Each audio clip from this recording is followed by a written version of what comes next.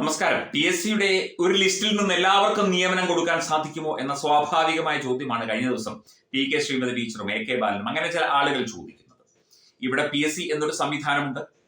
ലക്ഷക്കണക്കിന് രൂപ ആ സംവിധാനത്തിന് ചെയർമാൻ അടക്കം ശമ്പളമായി കൊടുക്കുന്നുണ്ട്. ഇവർക്ക് ശമ്പളം കൂട്ടിക്കൊടുത്തതൊക്കെ തന്നെ വലിയ വിഷയമായിരുന്നു. ഇപ്പോൾ വുമൻസ് പോലീസ് കോൺസ്റ്റബിൾ അല്ലെങ്കിൽ WCPO, women's civil police officer, അതിൽ നിന്ന് ഏതാണ്ട് 45 പേർക്കോ മറ്റു നിയമനം കൊടുത്തു അല്ലെങ്കിൽ നിയമന ഉത്തരവ് ലഭിച്ചു. ഈ സമരം ചെയ്ത 3 പേർക്കോ മറ്റു നിയമനം കിട്ടി എന്നുള്ള വാർത്തയാണ് മാധ്യമങ്ങളിൽ നിന്ന് മനസ്സിലാകുന്നത്. ബാക്കിയുള്ളവർക്കൊന്നുമില്ല. ഏതാണ്ട് 900-ലധികം ആളുകളുടെ ലിസ്റ്റ് ആയിരുന്നു ഈ ഒരു പ്രാഥമിക ലിസ്റ്റായിട്ട് വന്നത് അല്ലെങ്കിൽ ഷോർട്ട് ലിസ്റ്റ് ആയിട്ട് വന്നത്. അപ്പം അവർ സെക്രട്ടേറിയറ്റ് നടയിൽ പല രീതിയിലുള്ള സമര മുറകൾ അവർ നടത്തി, അവരെ കൊണ്ടാവുന്നത് പോലെയൊക്കെ നടത്തി. ഉപ്പുകല്ലിൽ നിന്ന് സമരം ചെയ്തു, അവർ കരഞ്ഞ് നിലവിളിച്ചു, പ്രദക്ഷിണം വെച്ചു, അവർ ശയന പ്രദക്ഷിണം നടത്തി, അങ്ങനെ പല കാര്യങ്ങൾ അവർ ചെയ്തു. അതുകൊണ്ടൊന്നും ഇവർ കുലുങ്ങിയില്ല. കാരണം ഇവിടെ പലതും പിൻവാതിൽ നിയമനങ്ങളായി വരുന്നുണ്ട്. ഇപ്പം WCPO ലിസ്റ്റിൽ നിന്ന് എടുക്കാതെ പിൻവാതിലൂടെ നിയമിച്ചോ എന്ന് നമുക്കറിയില്ല. പക്ഷേ വിവിധ മേഖലകളിൽ, വിവിധ ഇടങ്ങളിൽ, പ്രത്യേകിച്ചും മെഡിക്കൽ കോളേജിലും അങ്ങനെയുള്ള ആരോഗ്യ കേന്ദ്രങ്ങളിലടക്കം വ്യാപകമായി പിൻവാതിൽ നിയമനങ്ങൾ നടക്കുകയാണ്. പാർട്ടിയുടെ കത്തുണ്ടെങ്കിൽ അവിടെ നിയമനം ലഭിക്കും. 3 വർഷം കഴിഞ്ഞു, 5 വർഷം കഴിഞ്ഞു സ്ഥിരമാക്കി കൊടുക്കും. ഇതാണ് എല്ലാ മേഖലകളിൽ നടക്കുന്നത്. താൽക്കാലിക അടിസ്ഥാനത്തിൽ ജോലിക്കെടുത്തിട്ട് അവരെ സ്ഥിരപ്പെടുത്തുക.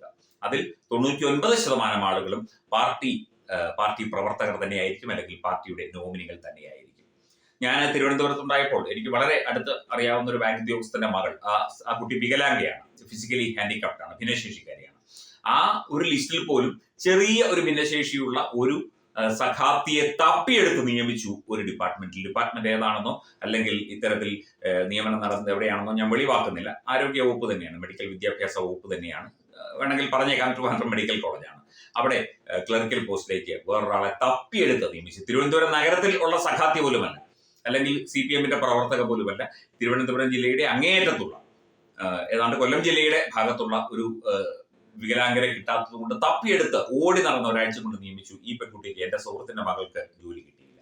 ഇത്തരത്തിലുള്ള നിയമനങ്ങൾ ഇവിടെ നടക്കുമ്പോൾ എല്ലാ ലിസ്റ്റിൽ നിന്ന് എല്ലാവരെയും നിയമിക്കാൻ പറ്റില്ല എന്ന ന്യായം മുഴക്കിക്കൊണ്ട് നാണമില്ലാത്ത, വ്യക്തിത്വമില്ലാത്ത, ജനഹിതം മനസ്സിലാക്കാത്ത, ജനങ്ങളെ കഷ്ടപ്പെടുത്തുന്ന, ജനങ്ങൾക്ക് അർഹമായ ജോലി കൊടുക്കാത്ത, ഇവിടെ പോലീസ് ഡിപ്പാർട്ട്മെന്റിൽ ആയിരക്കണക്കിന് വേക്കൻസികൾ, അതായത് ഒരു പോലീസ് സ്റ്റേഷനിൽ മിനിമം 5-6 കോൺസ്റ്റബിളിന്റെ, പ്രത്യേകിച്ചും വനിതാ കോൺസ്റ്റബിളിന്റെ അല്ലെങ്കിൽ വനിതാ പോലീസ് ഓഫീസർമാരുടെ വേക്കൻസി ഇവിടെ നിൽക്കുമ്പോൾ 1-2 സിവിൽ പോലീസ് ഓഫീസർമാരെ വെച്ച് അവരെ രാവും പകലും കഷ്ടപ്പെടുത്തി ബുദ്ധിമുട്ടിക്കുമ്പോൾ, അവർക്ക് ലീവ് കൊടുക്കാതിരിക്കുമ്പോൾ, അവർക്ക് വേണ്ട ആനുകൂല്യങ്ങൾ നൽകാതിരിക്കുമ്പോൾ, അവരെ നട്ടം തിരിക്കുമ്പോൾ, അവർക്ക് ഉറങ്ങാൻ പോലും പറ്റാത്ത അവസ്ഥയിൽ നിൽക്കുമ്പോൾ, ആയിരക്കണക്കിന് വേക്കൻസികൾ കേരള പോലീസ് സർവീസിൽ, ആഭ്യന്തര വകുപ്പിൽ ഉണ്ടാകുമ്പോൾ ഈ ലിസ്റ്റിൽ നിന്ന് അർഹരായ കുറച്ചുപേരെ, പകുതി പേരെങ്കിലും നിയമിച്ചാൽ എന്താണ് ഇവർക്ക് കുഴപ്പം? ശമ്പളം കൊടുക്കേണ്ടി വരും, സാമ്പത്തിക ബാധ്യതയുണ്ട് എന്ന് പറയുന്നു. പക്ഷേ മറ്റു കാര്യങ്ങൾക്കും, ധൂർത്തിനും, തോന്നിയവാസം കാണിക്കാനും, മന്ത്രിമാരുടെ വീട് മോടിപ്പിടിപ്പിക്കാനും, പെയിന്റ് അടിക്കാനും, പുതിയ കാർ വാങ്ങാനും ഒന്നും ഇവർക്ക് സാമ്പത്തിക പ്രയാസമൊന്നുമില്ല. കൃത്യമായി നികുതി പിരിഞ്ഞു കിട്ടുന്നുണ്ട്. കൃത്യമായി മാനേജ്മെന്റ് അറിയില്ലാത്തതുകൊണ്ടാണ് എല്ലാത്തിനും കേന്ദ്രത്തിനെ കുറ്റം പറഞ്ഞ് രക്ഷപ്പെടുകയാണ്. അങ്ങനെ വളരെ കഷ്ടകരമായ അവസ്ഥയിൽ കിടക്കുന്ന ആളുകളെ പോലും അവർക്ക് അർഹത ഉള്ള ജോലി കൊടുക്കാതെ, കഷ്ടപ്പെട്ട് പഠിച്ച് PSC എന്ന സംവിധാനത്തിലൂടെ പാസ്സായി, ഫിസിക്കലും പാസ്സായി നിൽക്കുന്ന ആളുകൾക്ക് നിയമനം കൊടുക്കാതെ അവരെ വഞ്ചിക്കുന്ന, അവരെ പറ്റിക്കുന്ന ഈ രീതി ഒരിക്കലും ശരിയായ ഒരു നടപടിയല്ല. ഒരിക്കലും അതൊരു പൊതുസമൂഹത്തിന്, ഒരു പൊതുബോധത്തിന്റെ ഭാഗമായി അംഗീകരിക്കാൻ പറ്റുന്നതല്ല. നമ്മളിതൊക്കെ പറയുമെങ്കിലും നാളെ അവർക്ക് നിയമനം കൊടുക്കുമെന്നോ അല്ലെങ്കിൽ വേണ്ട രീതിയിൽ കാര്യങ്ങൾ മുമ്പോട്ട് കൊണ്ടുപോകുമെന്നോ എന്നൊന്നും നമുക്കൊരുറപ്പുമില്ല. അങ്ങനെ ചെയ്യുകയുമില്ല. ഇവിടെ അവനവന്റെ കാര്യത്തിന് CPM എന്ന പാർട്ടി, ഇവിടെ ഏതൊരു സിനിമയിൽ പറഞ്ഞതുപോലെ ഇവിടെ ഒരു സർക്കാർ ഉണ്ടായിരുന്നോ എന്ന് ചോദിക്കുന്നത് പോലെ ഇവിടെ ഒരു സർക്കാർ ഉണ്ടായിരുന്നില്ല, ഇവിടെ RDP എന്ന് പറയുന്ന ഒരു പാർട്ടി മാത്രമേ ഉണ്ടായിരുന്നുള്ളൂ എന്ന സന്ദേശത്തെ മാമുക്കോയുടെ കഥാപാത്രം ചോദിക്കുന്നത് പോലെ ഇവിടെ CPM എന്ന പാർട്ടിയും അതിന്റെ കുറെ സഖാക്കളും കുറെ സഖാപ്തികളും ഇവിടെ കുറെ തോന്നിയാസം കാണിക്കലും, മറ്റുള്ളവരുടെ കണ്ണീര് കണ്ടാലും പൊട്ടിച്ചിരിക്കുന്ന ഒരു സംഭവവും ഒക്കെ തന്നെയാണ് ഇവിടെ ഉണ്ടാകുന്നത്. ആവശ്യമില്ലാത്തവരെ തിരികെ കയറ്റും, പിൻവാതിൽ നിയമനം കൊടുത്ത് അവരെയൊക്കെ സ്ഥിരപ്പെടുത്തും. ഇവിടെ സർവീസിൽ നിന്ന് പിരിഞ്ഞാലും ലക്ഷക്കണക്കിന് രൂപ ശമ്പളം കൊടുത്ത് IAS-കാരെ അടക്കം ഇവിടെ പൊക്കി വെക്കും. എന്നിട്ട് സാമ്പത്തിക ബാധ്യത എന്ന് പറയും.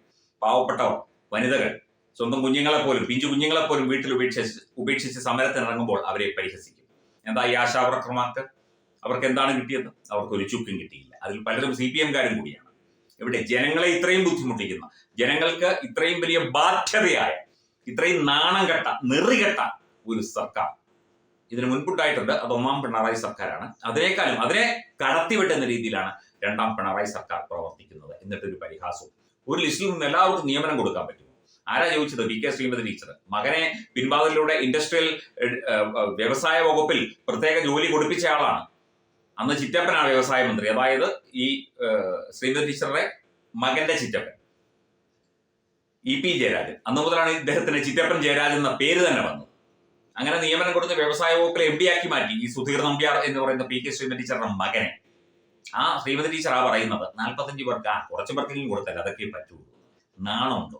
നാണവും മാനവും ഉണ്ടോ? നെറിയുണ്ടോ? പൊതുപ്രവർത്തകരാന്ന് പറഞ്ഞ് നടക്കാൻ നാണവും മാനവും ഇല്ലാത്ത വർഗമായി CPM എന്ന പാർട്ടിയും അതിന്റെ പ്രവർത്തകരും കുറെ ചീഞ്ഞു നാറിയ നേതാക്കളും മന്ത്രിമാരും. കഷ്ടം തന്നെ. Partner Edubix online executive education, focus physiotherapy centre Pattom, Unnath engineering Gujarat, തീർത്ഥയാത്ര.com, iron build Gujarat, PRS hospital Killippalam Thiruvananthapuram. 5 തലമുറകളായി നിങ്ങൾക്കൊപ്പം. തുമ്പമൺ ശ്രീ വടക്കുംനാഥൻ ക്ഷേത്രം, അമ്പലക്കടവ്, പത്തനംതിട്ട. ശ്രീമദ് സ്കന്ദപുരാണ മഹാസത്രം 2025 മെയ് 11 മുതൽ 18 വരെ. ബ്രഹ്മശ്രീ മുംബൈ ചന്ദ്രശേഖര ശർമ്മയുടെ മുഖ്യ കാർമ്മികത്വത്തിൽ മഹാഗണപതി ഹോമം, സ്കന്ദപുരാണ പാരായണം, മഹത് പ്രഭാഷണങ്ങൾ, പൂജഹോമാദികൾ, കലാസാംസ്കാരിക പരിപാടികൾ. സത്രയജ്ഞ കർമ്മങ്ങളിലേക്ക് എല്ലാ ഭക്തജനങ്ങളുടെയും സാന്നിധ്യവും സഹകരണവും സാദരം അഭ്യർത്ഥിക്കുന്നു. മഹാസത്രവേദിയിൽ മെയ് 18 പഴനി അരുൾമിക ദണ്ഡായുധപാണി സ്വാമി ദേവസ്ഥാന അർച്ചക സ്ഥാനികർ ശ്രീസെൽവ സുബ്രഹ്മണ്യ ശിവശാരിയാരുടെ മുഖ്യ കാർമ്മികത്വത്തിൽ നടക്കുന്ന അതിശ്രേഷ്ഠവും സർവൈശ്വര്യദായകവുമായ സ്കന്ദഹോമം. സ്കന്ദമഹാപുരാണ സത്രത്തിന്റെ ആദിമധ്യാന്തമുള്ള സമ്പൂർണ്ണ തത്സമയ കാഴ്ച തത്വമയി നെറ്റ്വർക്കിൽ.